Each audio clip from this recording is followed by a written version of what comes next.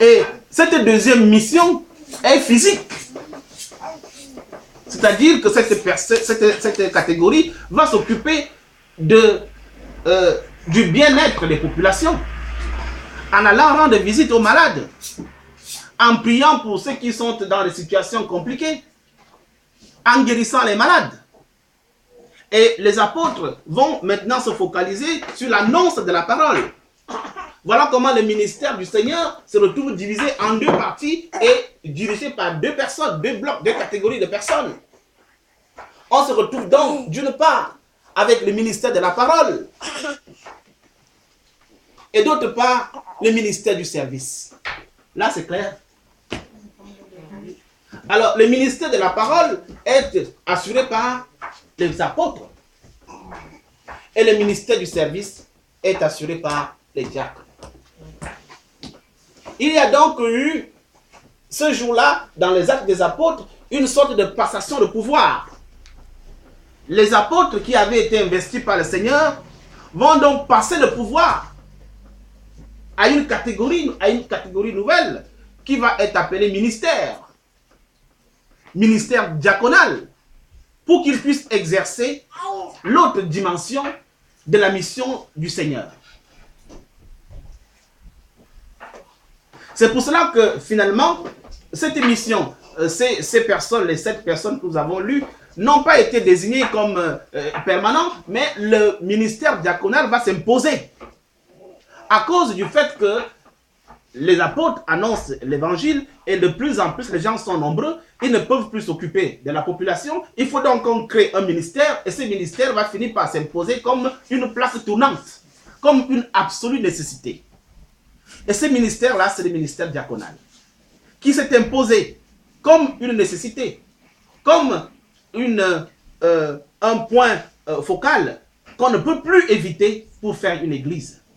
L'église ne peut donc plus être simplement parole, puisque le Seigneur n'était pas que parole. L'église est parole et service, parce que telle était la mission du Seigneur. Autrement dit, on ne peut faire une église que dans une association entre le ministère de la parole et le ministère du service. Le ministère du service, c'est donc le ministère diaconal. Le diacre non masculin, qui est différent de la diaconesse, qui est essentiellement féminin, le diacre a donc une mission de service. Mais une mission de service qui s'apparente au Christ et donc par conséquent qui, naturellement, va finir par endosser une dimension spirituelle. Hein? Parce que le service qui est chrétien, le service qui vient du Seigneur, est quand même spirituel. Tout ce qui vient de Jésus est spirituel.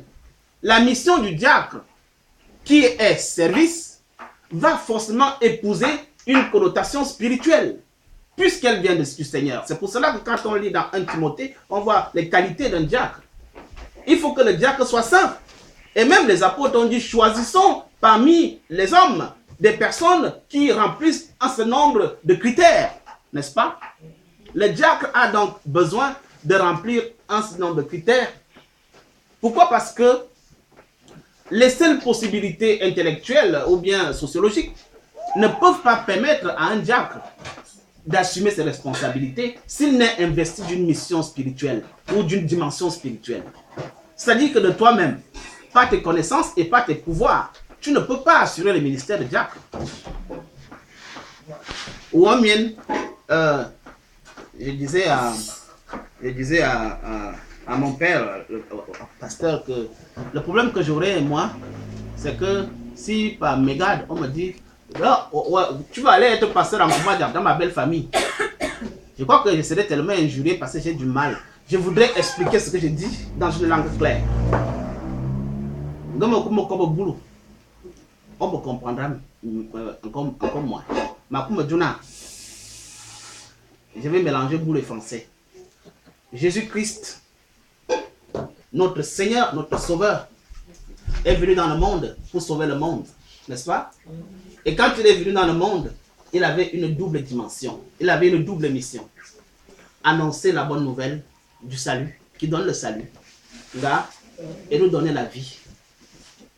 la vie. Pas au ciel, parce que la vie du ciel est un bonus. Nous donnons la vie dans ce monde. Nous donnons la vie ici-bas. C'est ça le ministère de Jésus. Si on vous demande qu'est-ce que le Seigneur est venu faire dans le monde, il est venu sauver le monde en nous annonçant le royaume de Dieu et en nous donnant la possibilité de vivre une vie abondante. Il a dit, je suis venu donner la vie et la vie en abondance. C'est pour cette raison que le Seigneur enseignait, ministère de la parole, et puis guérissait, ministère du service. Vous comprenez là? Il se pose donc, après le Seigneur, il a donné une mission aux apôtres. Que apôtres, au lieu de regarder comment je monte au ciel, allez partout dans le monde, perpétuer ma mission.